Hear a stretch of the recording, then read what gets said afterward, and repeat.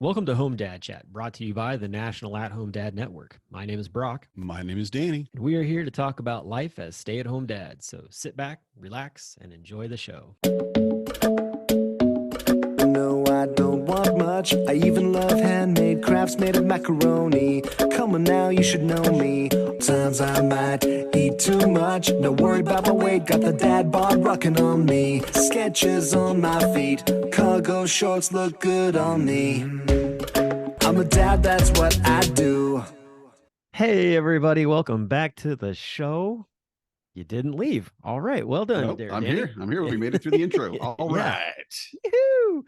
So, yeah, man, we are 7 weeks away from HomeDadCon. I don't know about you, but I'm itching to get out of here and get up to Milwaukee. Yep. I am itching to get out of here. I don't care where we go though. The senioritis summer. is real. It's every year, right about this time. Yeah. And I look at it every year and I'm like, wow, again, I'm just about burnout. I'm done. The summer needs to be over. These kids need to go back to school. We get back on our schedules, and we're having a great summer though. I don't mean to be complaining about it, but it's just we're on top of each other all day, every day. Yep. And I need a break, and I'm not taking breaks during the week. I'm not really doing great on my self-care, and that I need to just go be by myself and whatever. So keeping up with that. And we were talking about earlier today. I'm like, I just want to order what I want to order to eat. Yes. Whatever it could be. I just want a salad. I want a pizza. I want a steak, whatever. But I just want to be able to go, no, I don't care what anybody else wants to eat. I don't have to make choodles for you and a salad for you, and you need some meat and no. This is just I just need a bratwurst style. in one hand and a big mug of beer in the other hand. Mug of beer. Yeah, and some polka music playing in the background. Pretty sure that'll be everywhere. Yeah. That's what I understand. So I'm looking forward to it. But yeah, no, I'm in the same way. School's only about 3 weeks away for us, and honestly, I would be happy to send them tomorrow, because it's just they have been back and forth at each other all summer. It's been just different with the fact that my daughter, she's really kind of coming into her own in a lot of ways for a 7-year-old. Mm-hmm. She's very strong, opinionated and strong-willed, but in a good way, as far as she holds her own. It's awesome. Yeah. She's definitely not letting big brother push her around. And I think everybody that and that kind of throws big brother off, because he thinks that he can do things, and she's not having it. So they've gone nose to nose a couple of times, especially today. I came home from dealing with a work situation, and Ruby was sitting at my desk and Hezekiah was in the living room. They both had Legos, and I was like, what's going on, H? And he was like, yeah, me and Ruby got into it, so mama split us up. Good for mama. Good job. Because she's still got to work too, it's just all right, you over there. Yeah. That first kid, what do we call it? It's not bossiness anymore. Those leadership skills, that first kid has, and it's always hilarious. I have asked the first two kids at least 30 times at least each, hey, can I be in charge? Is that okay? And they're like, well, they were doing. I'm like, yeah. I know what they were doing. I know what the rules are. And I set the rules. I enforce the rules. You're just getting mad and yelling at people. Okay. This is not how we do it. It's not how leadership works. The rules. Yeah, exactly. Right. I was there when they were forged. Don't quote them to me. No kidding. Yeah, I get that a lot. He also likes to be like, well, she's doing this. And I'm like, yeah, so you were doing that. It's like they try to tattle back and forth on each other. So that's kind of been a very very interesting summer in that realm. But it's one of those deals where I think we all of us dads are going through different elements and then there's some dads who are sending their kids back to school already, which I'm very jealous of those people. I saw I saw that like actually down in Atlanta, there was getting started. I know in Indianapolis, they just got started back up again too. There's probably a couple other places that I can't think of that have started, but I was just like, wow, like they started before July ended. That's pretty that's a short break right there. Yeah, it was today for a lot of our friends that we had back in Georgia. Yeah. And they like put it, they put it in an email or told us or Facebook or whatever it was. And I'm like, wow, Marnie, they're going back to school tomorrow or like in 2 days, whatever it was. And she was like, what?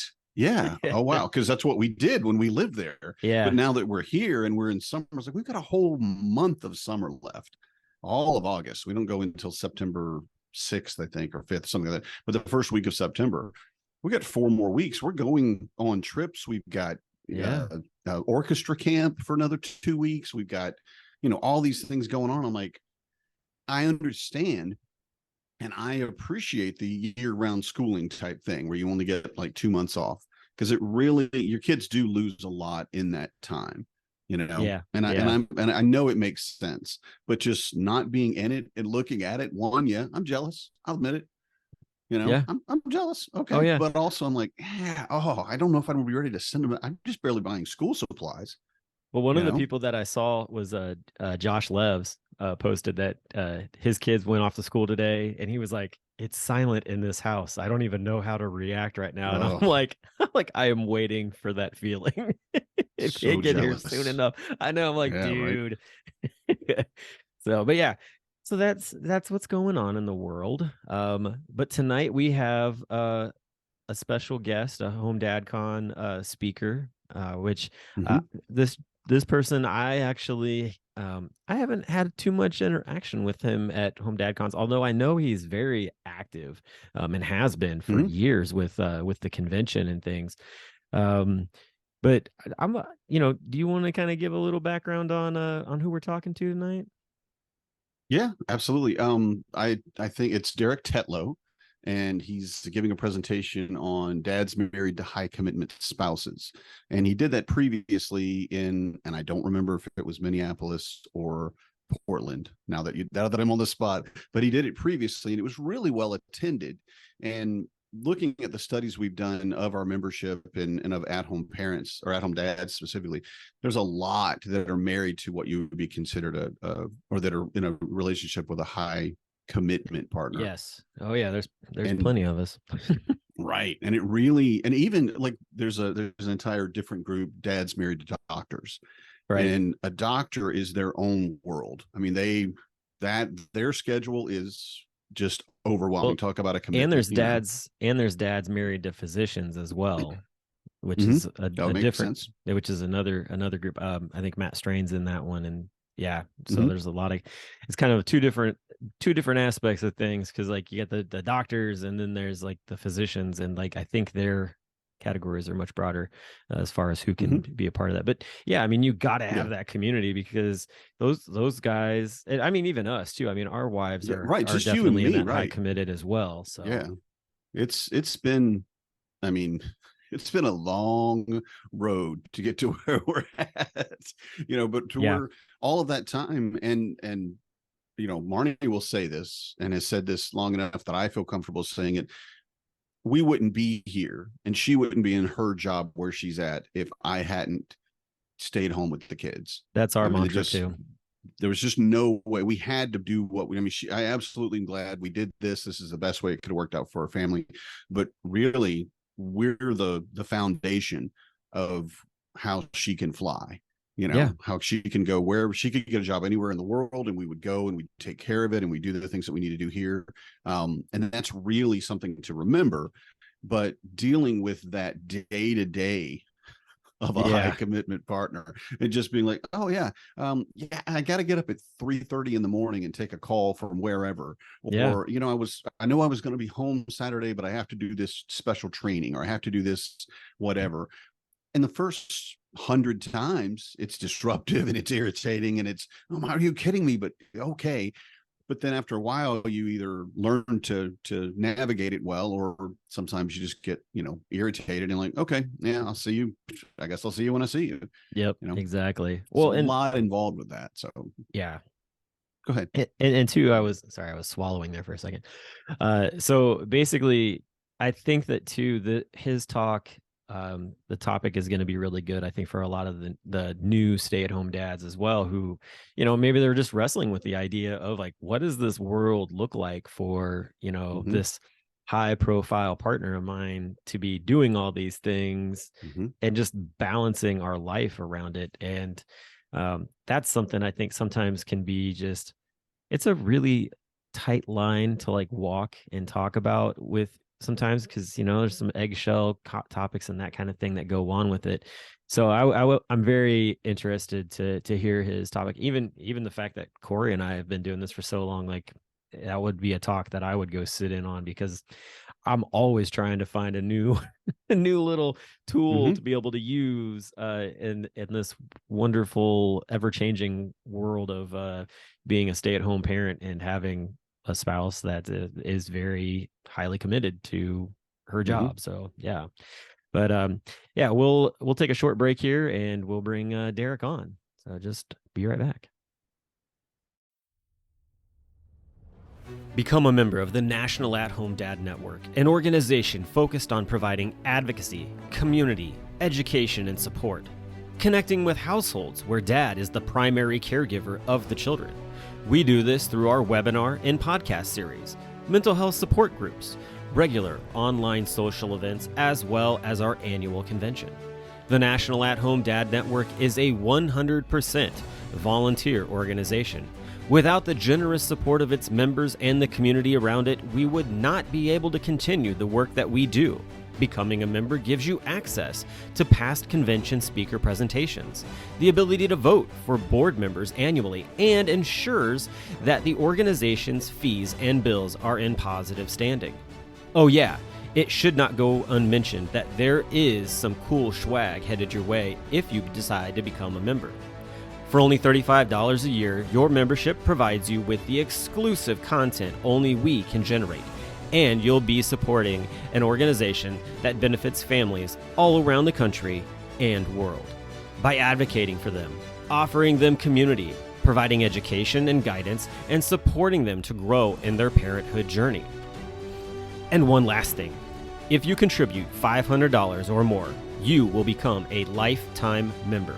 Not only will you receive everything already mentioned, but also a certificate recognizing your status and an exclusive National At-Home Dad Network challenge coin with our trademark logo, Dads Don't Babysit.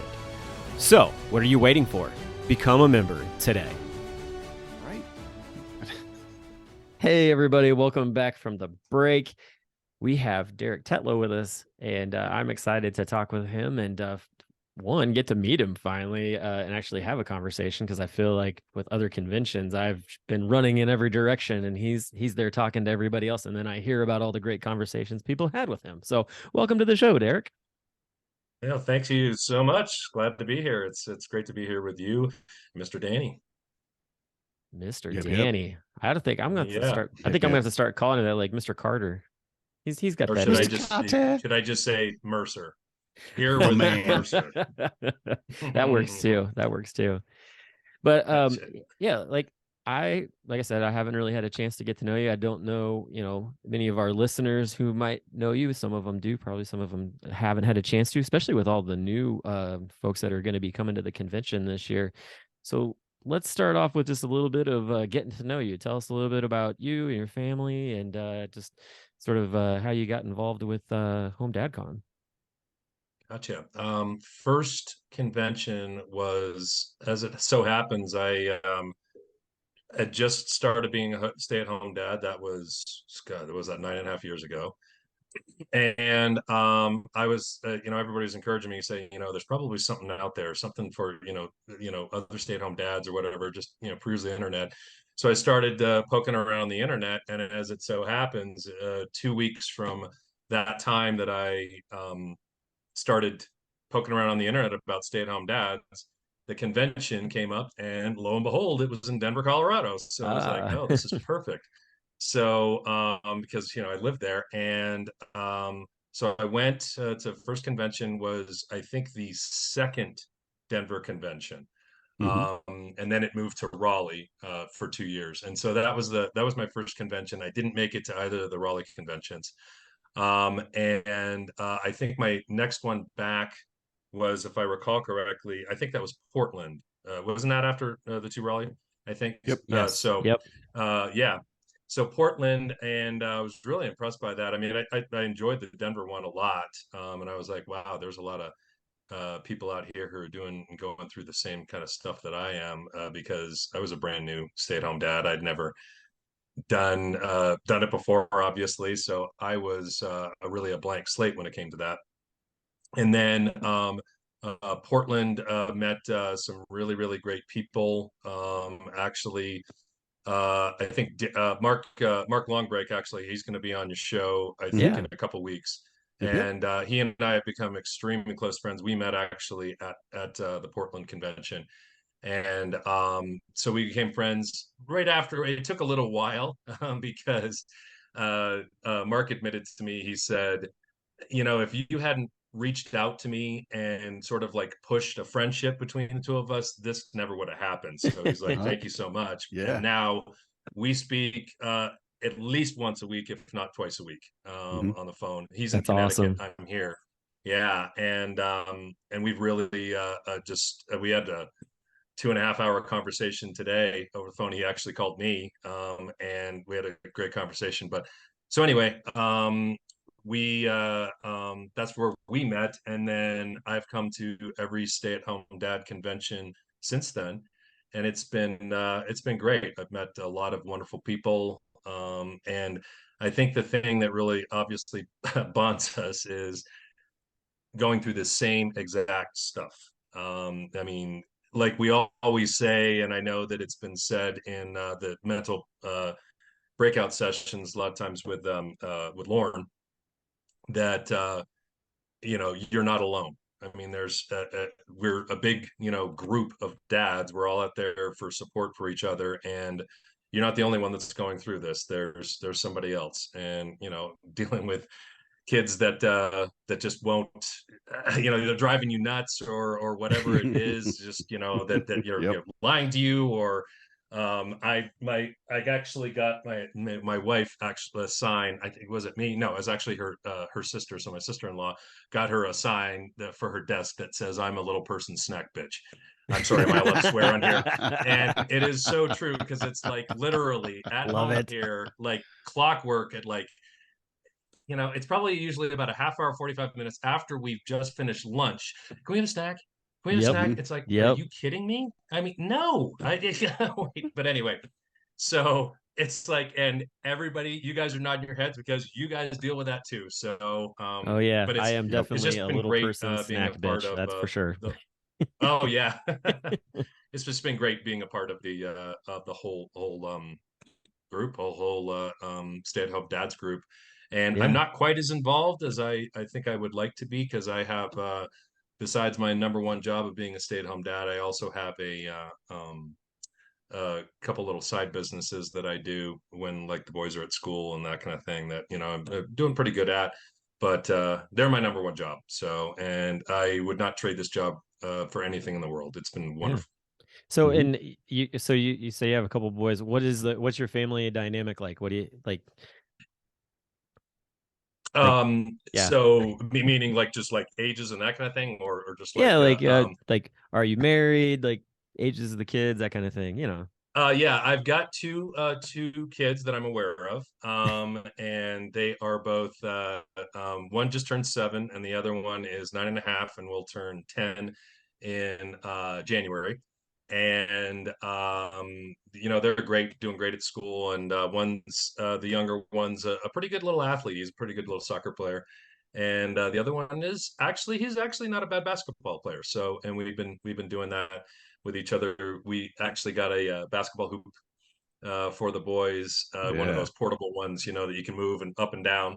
Oh yeah. out in the driveway, and we go out and sometimes have a family game of like horse or of have you ever heard of knockout before with basketball? Oh yeah.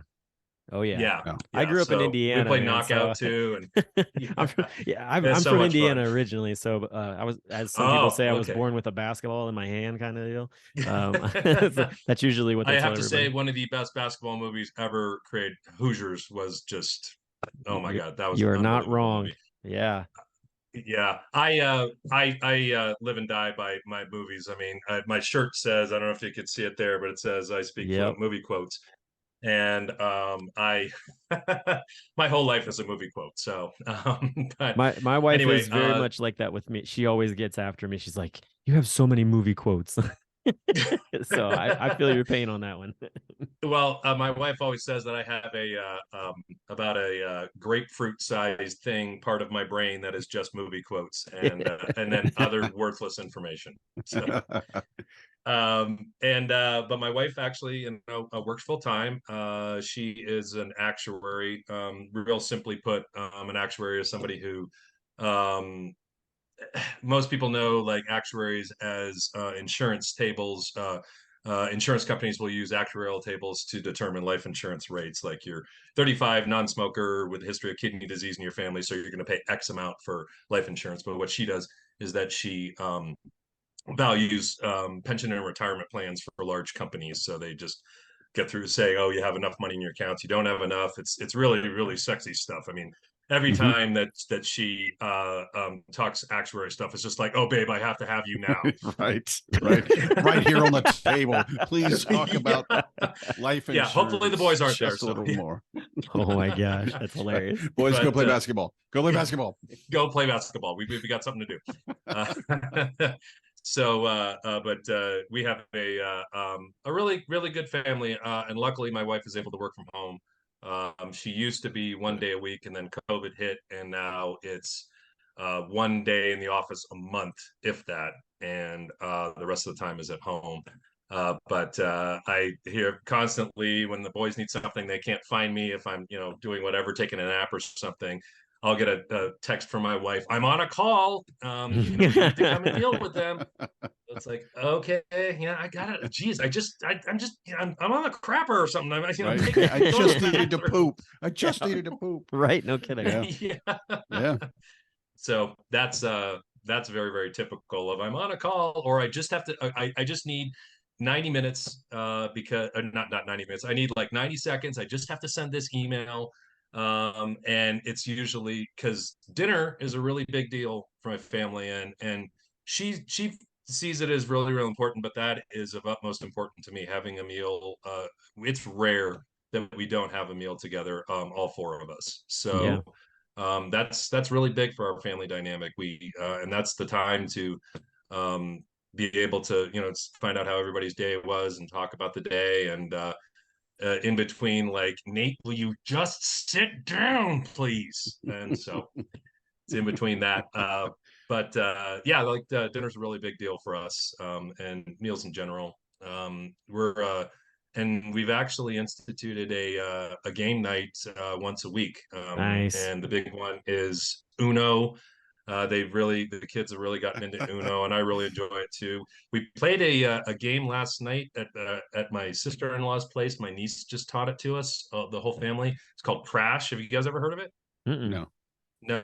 Oh, okay. Yeah, interesting, really fun card game. So, Yeah, my but anyway, kids usually when we have a game night, they want to play Sushi Go. Have you ever heard of that one? Sushi Go? Sushi Go, yeah, it's a card game, and you No, have to build. I don't know that one. Basically, you're trying to build different types of sushi stacks and things. It's actually really easy. My kids are 7 and 10, and Oh, okay. they love it. That's a fun one for them to play, or they like to play Spot It, which is Oh yeah, okay. that's another fun card game. So, but yeah, Yeah. I feel that like the whole idea of setting some time aside to have game time with the kids and stuff is something Yeah. Yeah. definitely is. Shout out to all my nerds. My family plays D&D. Oh, you do. Okay. Just All right. saying. We're gonna Yeah. have to end this call then, I think. Hey, I think let you we're talk done. about sports. You talked about sports. It was fun. I sat through it. No. D&D, yeah. I that was really big because, like I said, I'm old. I graduated in 1989 from high school, and so I remember Oh yeah, mid 80s there. D&D was huge. I yeah, mean, there's a yeah. lot of people that played it. That's I great, never old got man. into it because I really didn't. Part of it was I didn't really know that many people who played it, even though there were a lot of people that played it. And then also I was like embarrassed that I wouldn't know, how to do this, that, or the other thing. So I Mhm. never really got into it. But yeah, it's quite the It- game. So being a sport, it's like any game, yeah, I mean, we've been playing basketball. They put in a new park, and they put in like Mhm. a full court basketball with a pickleball court, line in the middle, and then two short goals. So they have two standard Oh. heights, two short heights, and we've been over really just trying to dribble, which I've never seen something frustrate me as much as watching my kids dribble a basketball, because it's like blah blah blah. Oh, I got to go get it now. How can you not just slap that ball up and down? So yeah, I get it. Yeah, and basketball is a great game too. hey, Almost as good as D&D. I've been teaching instructional basketball for the past few years, and trust me, I can tell you, like, it is definitely a challenging thing to be able to keep that It's a ball underneath skill. your palm. So, I Oh feel you, God, yes. Danny. I get it. Try having though like 16 kids, like Like all 20 trying to get. kids. Yeah, Oh, Yeah. it's pretty eight wild. of them are So, gone. but yeah, well, so you mentioned, so you're a sports guy. So are you coming in early to go to Lambeau Field with everybody on that little trip? I didn't even, I looked at the schedule and I didn't see that was on there, but yeah, I just might have to. When is that? Is that Wednesday or on Thursday they're doing I that? think that's on Wednesday. Wednesday. Yeah, Wednesday. Wednesday Okay. they're gonna I go up don't know if there. I'll be in that early, but that would be really cool. Yeah, that'd be quite something. We'll have to So, have Danny send you some information. There's like a sign up sheet or whatever. Have a how I'll have, far is Green Bay from Milwaukee? what is that? An hour? Hour, An hour. hour and a Okay. half, something like that. Yeah, it was Yeah. definitely we're gonna rent a van, drive down Mm. there, do the full tour of the field. I mean, the full tour, and Yeah, then Oh, full drive yeah. stadium back. tour. Be back that evening. Yeah, stop at a brewery or something on the way back. Because Oh, Milwaukee. cool. So Cool. yeah, I just might have to come in early to partake in that. it was a great choice. I mean, because they were looking at activities before the convention. That's something that the planning committee looks at every year. And I think it was Paul Gordon said it first, because we know Lambeau's just an hour away, or hour and a half, whatever it was, and everyone's like, "Oh, really?" It's still a full day. I mean, you're committed. You're not going to get Oh, yeah. really anything else done. Drive down there and spend the day. But yeah, Yeah. just Well, the opportunity. it's like the guys that in Orlando that went to Daytona Beach and did that Mhm. whole thing. They rented a van and went to Daytona Beach for like a day. So Oh. that was, Oh, yeah. yeah, they did like the NASCAR museum and a bunch of other different things and stuff. So there was a group that did that. Like for Cincinnati, there was a group of us that spent the day on the Bourbon Trail and hit a few different distilleries and just had a Oh, blast. right. So Okay. that was a lot of fun too. So because I think we rented like two vans for that one. So that was a good time because Danny and I both drove for that trip. Yeah, it was a So great trip. yeah, those are the fun Gotcha. those little fun like bonus things are just an extra silver lining to go into the convention. So there's a lot. It Absolutely. seems like there's a lot of them this year actually, with just all the different like 5K and doing some work in a park, and then the Mhm. photo walk and brewery. There's a couple different like Brewery setup hop. like brewery hop type things. So yeah, there's a lot going on this year, which is going to be cool. Oh, So yeah. That sounds great. Yeah. yeah, Do you guys know there's something about beer there in Milwaukee and Wisconsin there, Danny? It's Or all it's like old fashions, man. Mm. It's all old beer, fashions. cheese, sausages, old Man, and fashions. every stereotype about Wisconsin, it's not just a grain of truth, it's the whole truth. It's the I mean, whole it is the first weekend we were here, someone was putting up signs, like handmade signs, like you do like for a garage sale or something, Yeah. for beer brats and beer cheese. And I'm Oh, like, this is a joke, right? No, it was like, and it wasn't like a food truck or anything like that. It was just like a bunch of people that got together and were serving brats and serving beer and then cheese made with beer. And I was like, this can't be real. But yeah, like you go it to the is. burger place and they say, "Oh, you're getting fries. Would you like a little cup of ketchup or would you like a little cup of melted cheese?" And I went, "Are you kidding? Are you serious? Cheese, I mean, please." right?" And I'm Yeah. like, and this wasn't like any. It was just it's Culver's, so they're all over. But like, "Oh yeah, you can get a little cup of cheese with your fries." And I'm like, "This is and everybody has cheese curds.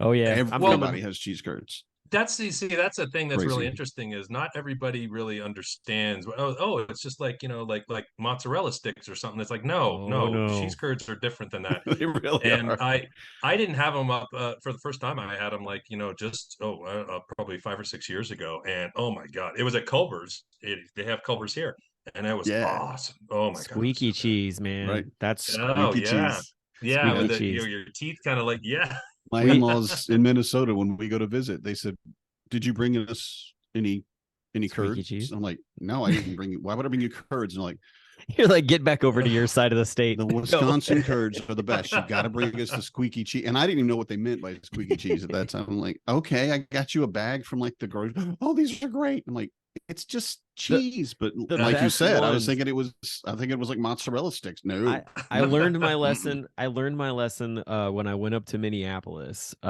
Pat Jacobs taught me this. He's like, the best cheese curds are the ones that you get at like the gas stations that are, and they set them up Mm. like right by the checkout.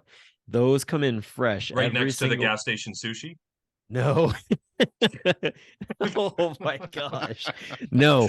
Yeah. Ooh. Is that Anyway, fresh? Sure it is. good gosh. Yeah. Here we got the Go lake. ahead. We got the lake trout coming in.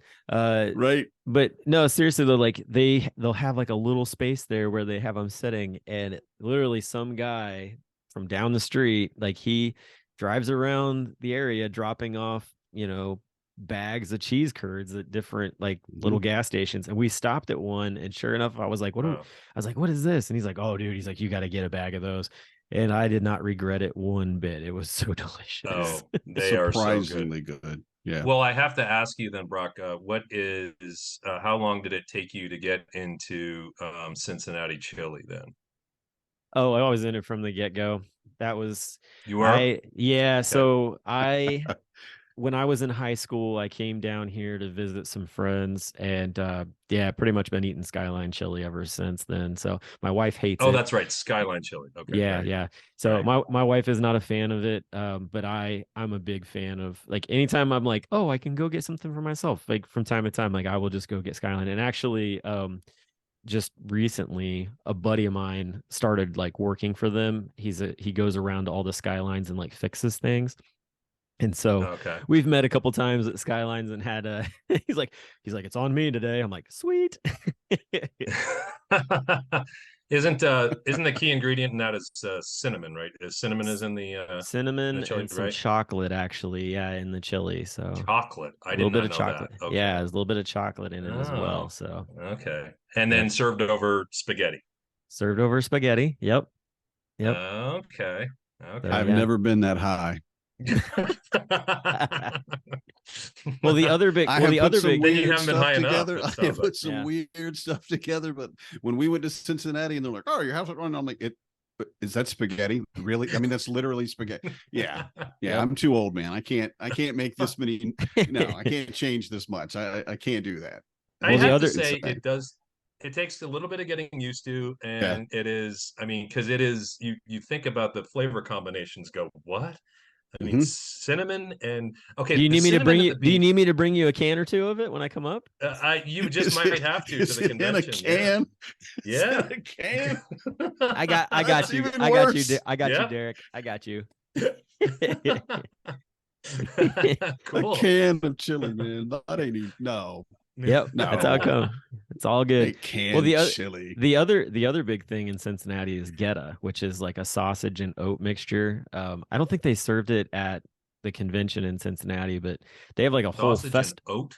sausage and oat. It's like an old world like recipe, like a breakfast meal type thing. But there's a whole geta Oh, fest actually. It's like 2 weekends here in town, and they do all kinds of different things with it. How do you But spell it? it's Goetta. Oh yeah, I didn't get anywhere close. Eoetta. Geta, and it's pronounced Geta. G as in George. Uh-huh. And then I think it's That's either just OA or EA.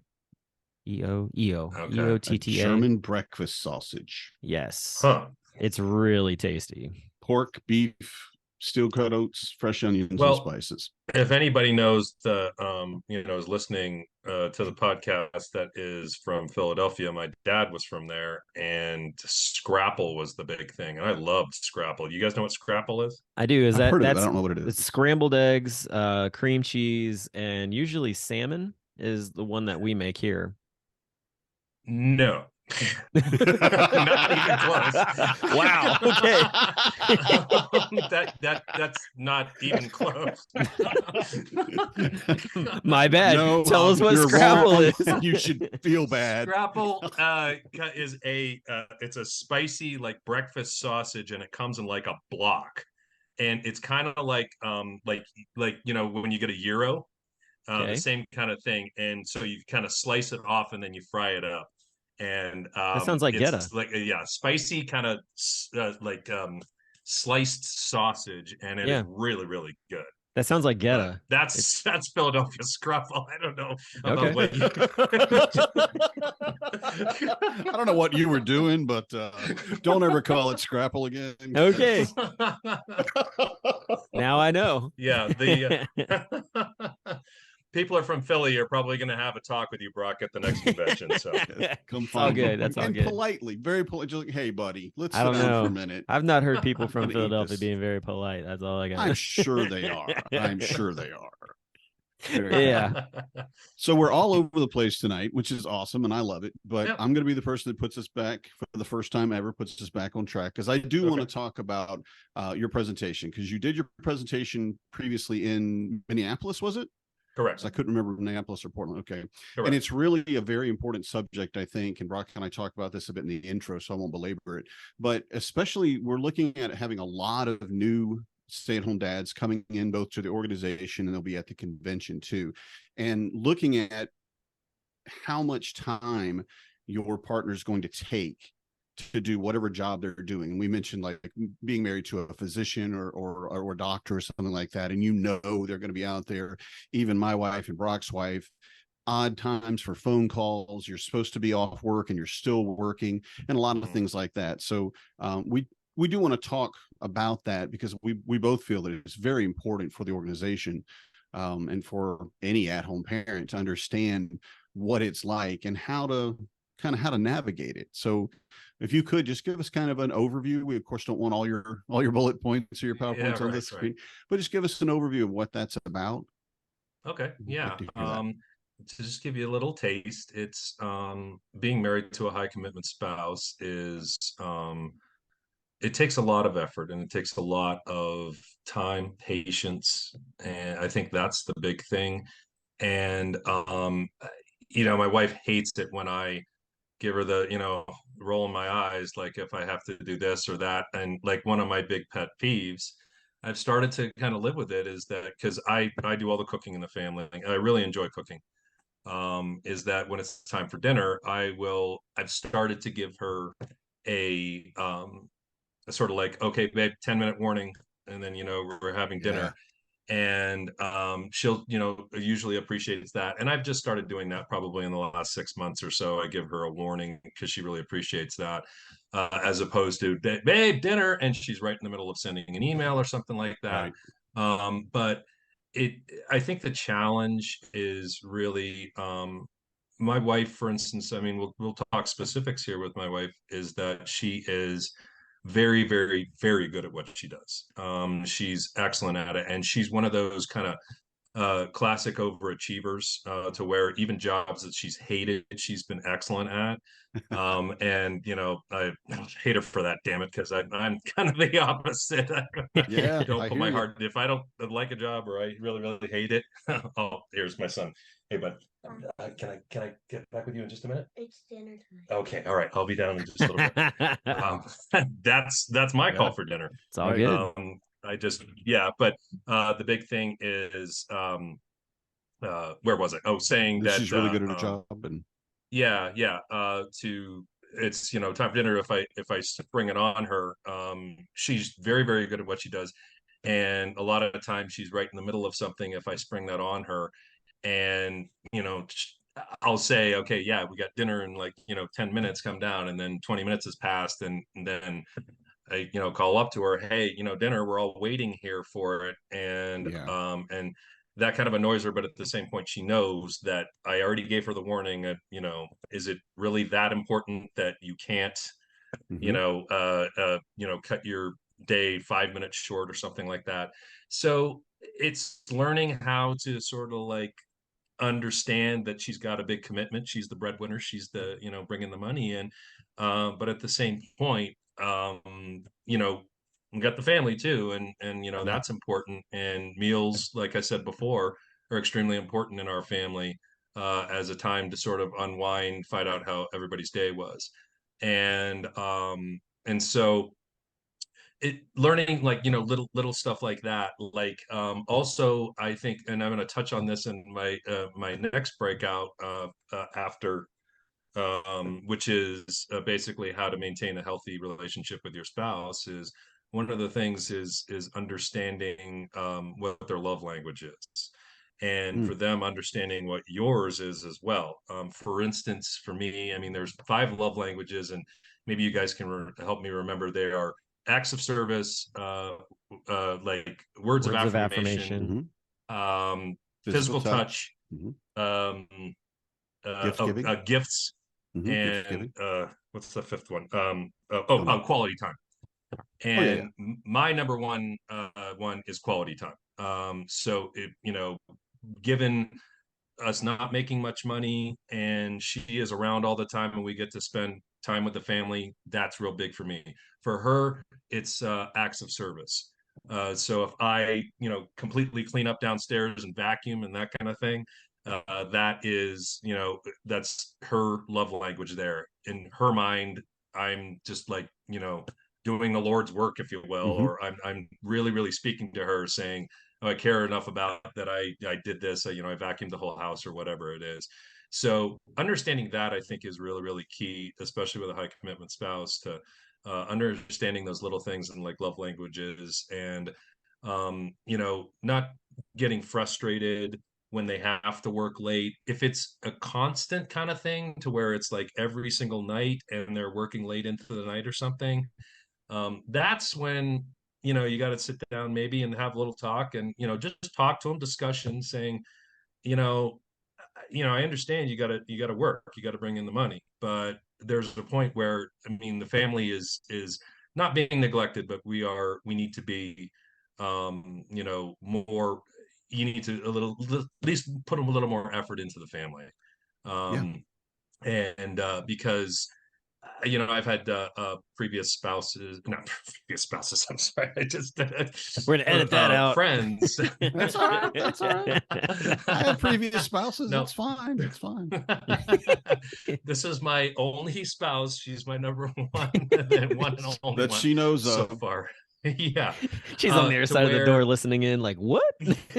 yeah, to where they have a job to where their bosses or whatever keep on telling, oh yeah, this is just temporary, it's going to get better and get better, and it never does.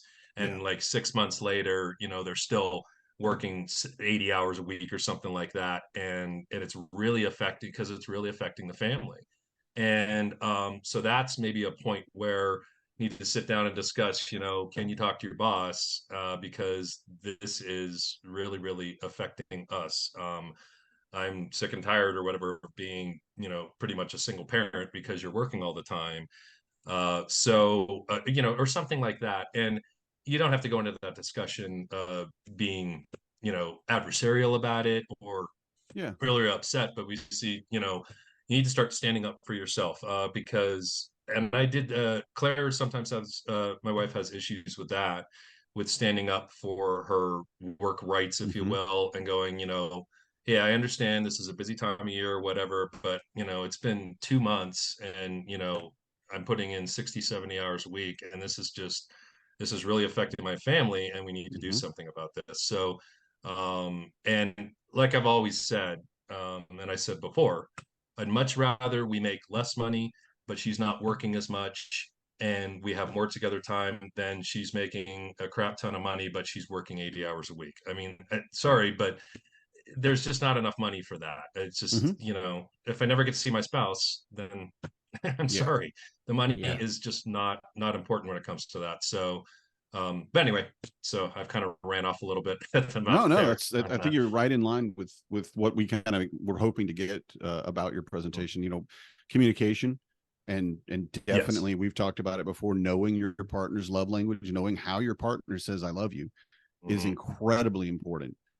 Yes. And then healthy boundaries, both for yourself and your relationship with your partner, but also in your partner's relationship with their boss or their job or whatever it is. Understanding, no, that's no, we stop here. That's the boundary, because otherwise it's unhealthy for us. So that's absolutely.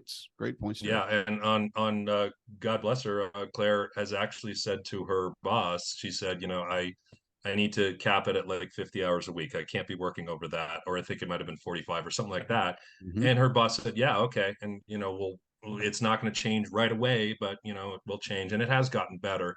But she stood up for herself, which was really, really good. I think also understanding what your spouse is, especially with the high commitment ones, what their triggers are. Like if I come into her office and she's in the middle of like a deadline, or she is on a call or something like that, and I want to talk about, oh hey, yeah, I want to buy my tickets for the stay-at-home dad convention today, can we sit down? And she'd be like, no, I've got too much to deal with today. Here's my calendar. So find a I slot. will a calendar, and then, or I will just send her a text. Text, and then she can get to that when she can. But so that's knowing what their triggers are. Also, knowing what they like to do to decompress is a big one as well. To where, for instance, my wife, I used to, she likes the garbage TV. She likes the real, I dub it the real Desperate Housewives of Beverly Hills and of New York and everything. And she watches like The Bachelorette and all that. And when we first started dating, she watched that stuff. And she finally would kick me out of the room. She's like, get out of here. You are making fun of this the whole time. Just get out. I can't, no, I'm not watching this with you. And so I'd be like, okay. And then I said to her later, it's like, why, you're so smart. You're really very intelligent and everything. Why do you watch this trash? And she said, babe, I work hard all day long. I just want to sit down and watch something trashy that can just shut my brain off. Yeah. And then, to where it's just like brain candy. And I'm like, okay, I get that. Everybody has that. Everybody has their garbage that they like to decompress, or I like to say decompose, with. And because everybody has that. And so knowing, like, for instance, knowing what that is really big too. Like, oh, you want to sit down by yourself downstairs and just watch trashy TV, on a Saturday or something like that. Hey, I get that. I understand. Everybody's got their thing. So right.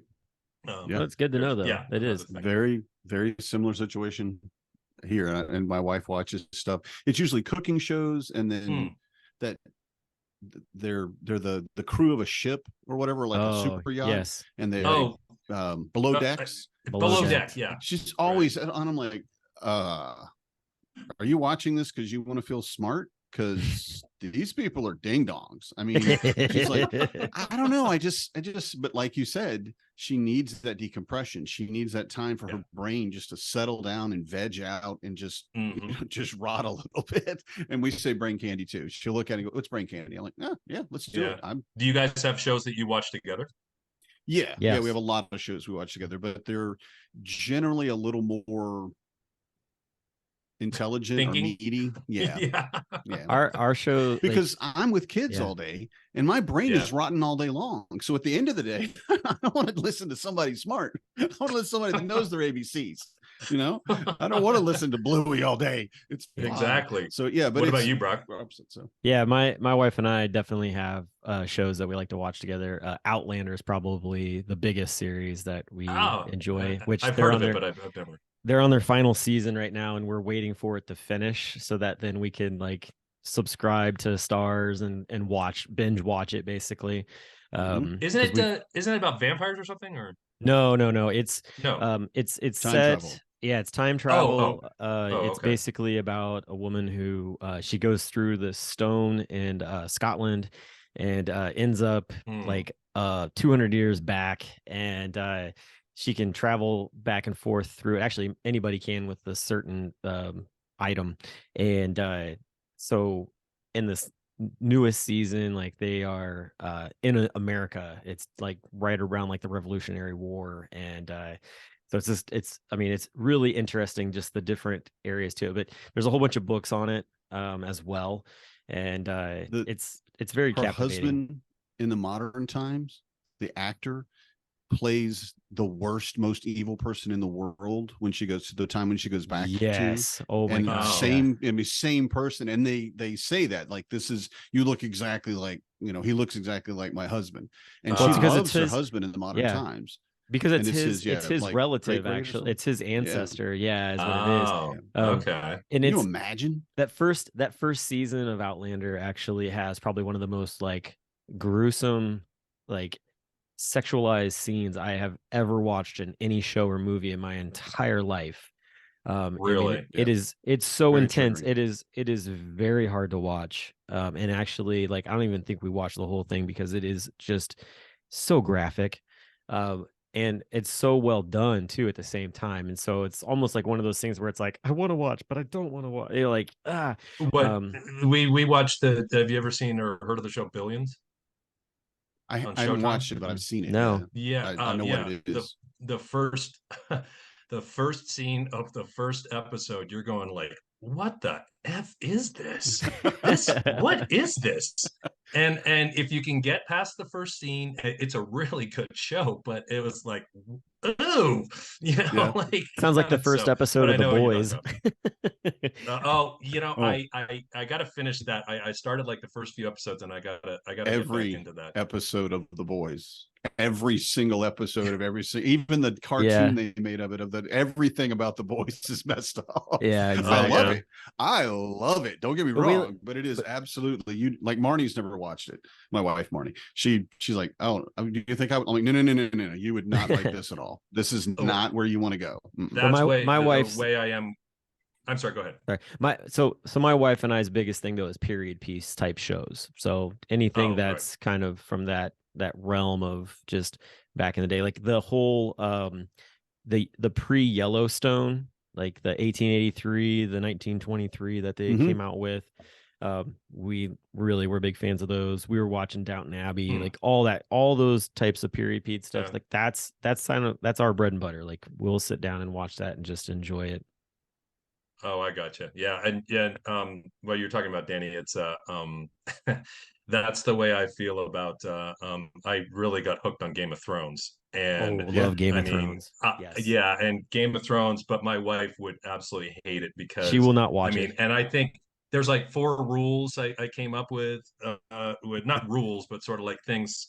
Number 1 is that somebody don't get any attached to any character because somebody's going to die. I mean, they're going to die. They just are. A gruesome death, like every single episode. It's incredibly unpredictable. I only predicted, I think, 2 things in the whole 8 seasons that were going to happen that did. And then if she's of age, you're going to pretty much see every woman naked. I mean, it's just but great show. I loved it. And I don't know how other people are, but I actually didn't mind the ending to the whole series. I didn't mind it. Some people really hated it, but I didn't mind it. Yeah. I thought it was a probably one of the only ways that they could have ended it, and I didn't mind it at all. So I watched House of Dragon too, just that, and that was, I like that a lot as well too, and that got a lot of scrutiny as well. So I don't know, I enjoy those. Yeah, my wife and I, for real quick for us, is we watched together. We watched Jack Ryan. We watch let's see. Oh, we just got into Ted Lasso. Have you guys seen that? Oh, I love Ted Lasso. Yeah, we watched Ted Lasso as well. I want to so bad, but we don't have the subscription. I'm like, this is the one thing that we're not subscribed to. Can't you just get it? And every time we talk about it, my wife's like, "Oh, I'll do it." And then we never happens for a month. I think you can do, because we're on a 3-month free trial on it, and so that's how we're watching it. Cool. And we'll look into that. Oh yeah, but oh my God, Dan, it is a It great is show, and it's excellent. not all comedy. It's not all drama. It's like a mixture of both, but they do it so well. There's a Mhm. They do lot of it so well. psychology involved in it, and a lot of There is. just mental health is a huge aspect actually throughout the entire show.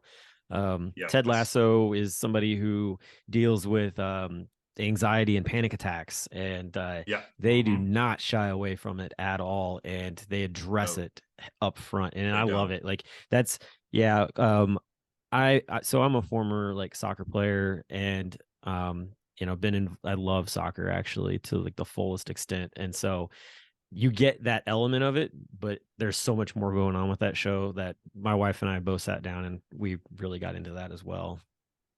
Oh yeah, Mhm. yeah. It's excellent, and we're only like 7 episodes in, and we're hooked. Oh It man. is really, really that good, and you don't even have to be a soccer fan to like it. No, I you mean, don't. it's yeah, I do no, like it's soccer. Because Ted Lasso doesn't even know what offsides is, right?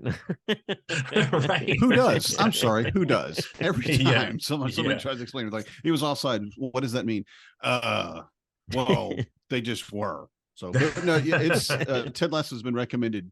I mean, probably 12 times, and Yeah. one of the only people, like other than maybe her family, that my wife truly loves and respects is her best friend from like middle school or something. They've known each other forever. They're very, very, very similar, very bookish. Yeah. My wife has her master's degree in English. And her friend has been a teacher forever, and they always talk about literature and all these things. And she said you should just go ahead and get it because you need to watch this show. And I thought I'm like, that's it. We're going to get it now. And I don't remember to look for it unless I write it down because I'm not like, I won't remember this tomorrow. Ted Lasso won't come up until somebody else says Just it. But write it on your I hand. told her, no, Yes. I have an app for that. I have an app for writing everything down and also And paper. then there's also, But and you might appreciate this, Danny, also for the Apple TV Plus, you get the movie Tetris. Have you heard or seen oh, of it? Or I I haven't know seen it. it Yeah, I've yet. seen the trailers. I would love to watch Tetris. it Yeah, is very, very good. I just watched it the other night and I was yeah. like blown away. It I'm was gonna have to very check that well out. done. Yeah. And I mean, even for somebody who I mean, I played video games when I was younger, but I wasn't a big gamer, but it was still, oh my God, really, really well done. There's also a series I'm watching now called Hijack with Idris Elba. And Mm-mm. that's only on Apple TV Plus, and that's really, really good. Tehran is also another really good series. They got a lot of good stuff. They've So got Danny, some amazing, yeah, yeah, you could basically they lose do. yourself in Apple TV really quick. There's Oh so yeah, you many can. series. Well, and they got that new series Great. out with the guy who was Spider-Man. It's a psycho thriller Which type one? of There's like thing. 12. Not the newest one, Tom Holland. He's in it, Hmm. and Okay. basically like he's got like a multi-personality disorder or something. I'd watched just like the first episode of Yeah. it, and I hadn't gotten back to it, but it's very interesting. I watched the first episode, and I was like, I need to think on this one for a little bit before I watch the One second of the better episode.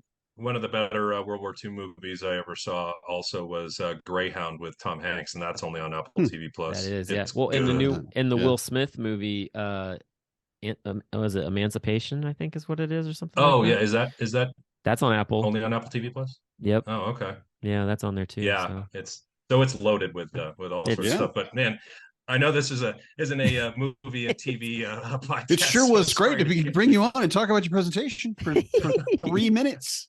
it's all good. But Hey, Brock this was just saying, he's like, I don't really know Derek. yeah. I've heard about him and he's been like, I'm like, yeah, your circles just haven't collided yet. I get it. And I'm like, but I guarantee there will not be more than 3 seconds through this entire recording where we weren't talking about something. There's No. it's just going to happen. There's no awkward silence. Right. This is absolutely a compliment on my side. I want you to, before I say this, but I knew you were going to just go. And I love that. I love it when we talk and we're like, hey, I just got 5 minutes. And literally, Brock, I'll tell you, Derek and I had, because I originally wanted to get him and Howard Young to work with me on the keynote that I'm doing. Oh so I yeah. talked with him and we got on the phone.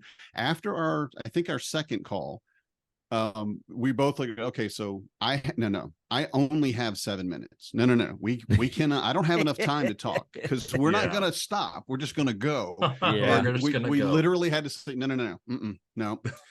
When I have an hour, we can talk for 7 minutes. Well, it sounds like as soon as I see Derek, I'm just going to walk over and like link arms with him, and we're going to go skip off to somewhere to have a beer together, I think. So it's going to happen. Right, conversation. Right. Well, the big thing, but the difference between my wife and I is I'm a major extrovert, and she's much more of an introvert. I mean, I wouldn't call her an extreme introvert, but she'd much prefer to stay at home, and watch a show with me as opposed to going out and, with a big crowd of people, because she does make not 7 new like friends. Crowds. Yeah. I mean, and well, it's funny because Mark Longbreak, he was talking to his wife, and they were having a conversation about something, and her like, I hope I'm not, sharing something that's not, I don't think it is, but not that my information to share, but her like not nightmare, but just the thing that she absolutely loathes, Mark's wife, is like a cocktail party where she's got to just schmooze and do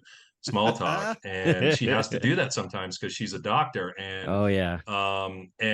and for me, she said to Mark, she's like, God, I wish I was just more like your friend Derek, to where, I mean, because Mark tells her that we're be in the airport and I'm there chatting with the ticket agent at the airline counter, and all of a sudden, the ticket agent's going to be coming to my house, spending a week at my place, because we're best friends. Yes, like, my wife is like that too. She's like, she's like, no stranger. You go somewhere. She's like, you're just like your dad. No stranger.